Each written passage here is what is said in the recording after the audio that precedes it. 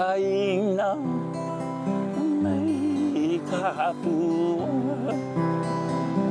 Well, like many funding shortfalls, it'll take a collaborative effort from people across the various sectors, like the private sector, even the public sector, and by that I mean the legislature, when they understand and become aware of the funding shortfall. Because when I talk to people across the state, it's clear that not everyone understands or knows about the challenges faced by Lanai and Molokai high schools. I got paid $1,500 a season. I ended up usually spending about $3,500 out of my pocket.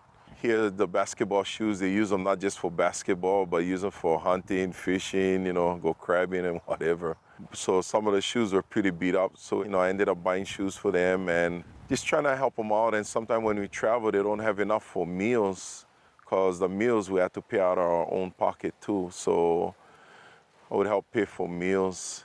I just try to help take care of the kids. And you cannot be a coach if you're looking to make money, yeah?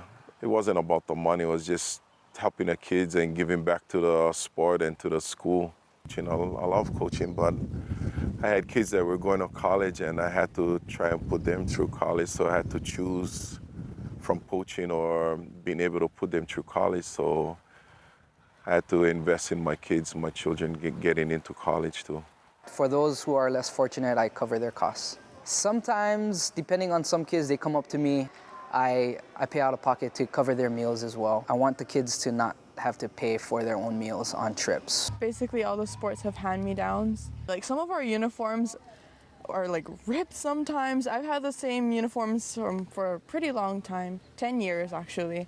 Look at the mildew, dirt.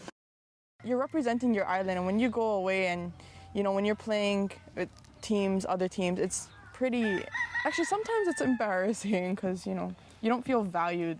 We struggle on this island because of the expense to travel. So, and our kids don't have that much opportunity. And I look at what I had growing up in Oahu. I was able to just travel all over, have that opportunity. Yeah, we had to sell, but not as much as the kids have to sell here. I feel for the kids when they have to pay for 3 sports, like say wrestling, they have 8 wrestling meets they go to. I only pay for 3. They fundraise for 5 more so the kids can have opportunities. It hurts that I cannot find funding to help our kids, especially to the state tournament. I can understand having our coaches have to fundraise for preseason, and then there's a limit for regular season. But what happens if they make postseason? We have no money. We have no money to send our kids to postseason. For paddling right now, this year it was unfortunate because we only got to travel 3 times out of the 5 races. Unlike last year, we got to travel all 5. We're pretty much fundraising all year long to pay for our travel. Every year we used to raise about $10,000 to $15,000. Our biggest money maker was making huli huli chicken. We washed cars and we cleaned yards, painted houses. We did all kinds of stuff, sell Molokai bread. We did whatever we could to make money.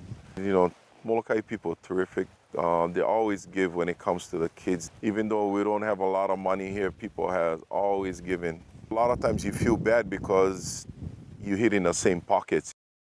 Everybody on Molokai is having a hard time because we all have the same problems of not having enough resources, and we're all trying to fundraise and get enough money to do what we can. So we all see the same people over and over again. We always ask them for money. They're always supporting us and they're always willing to give.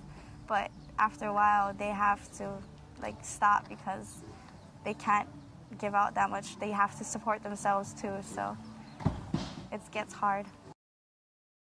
We know that we only have so many people to go and ask from because there's only so limited people here, and it's junk that we have to usually ask the same people as someone else, and they have to turn us down. We want the whole team there. You don't want to leave the team behind. It's hard for them to think about, why am I playing if I can't go? And it helps the athletes, I think, feel valued.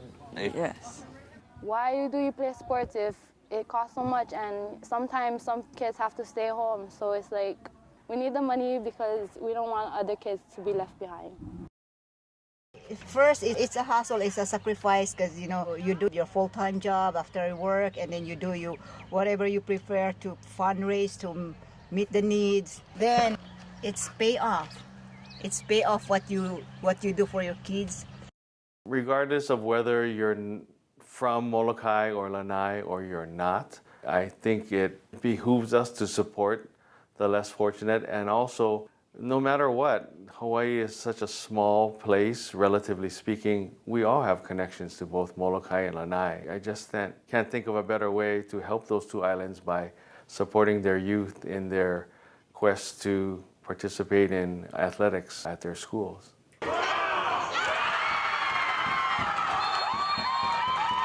When it comes to Molokai and Lanai high schools, I certainly don't think they're asking for more than they need. If anything, they're not asking for enough. And I think that's part of the local style culture of not making waves, of not complaining about your problems. I think it behooves all of us to step up for them and step up for the people that don't necessarily have as strong a voice as others. And they shouldn't be penalized for being understated and quiet and not speaking up and yelling and jumping up and down. I think it's really hard to understand the challenges that Lanai and Molokai go through with the travel, getting out of school, getting on a boat, and then coming off the boat and then expected to compete at a very high level. Our kids practice just as long, just as hard. They study just as hard in class. But they also deserve to have that opportunity to go compete. They shouldn't be punished just because of funds, and sometimes they are, because at some point the money runs out. Haina, mai ka pua.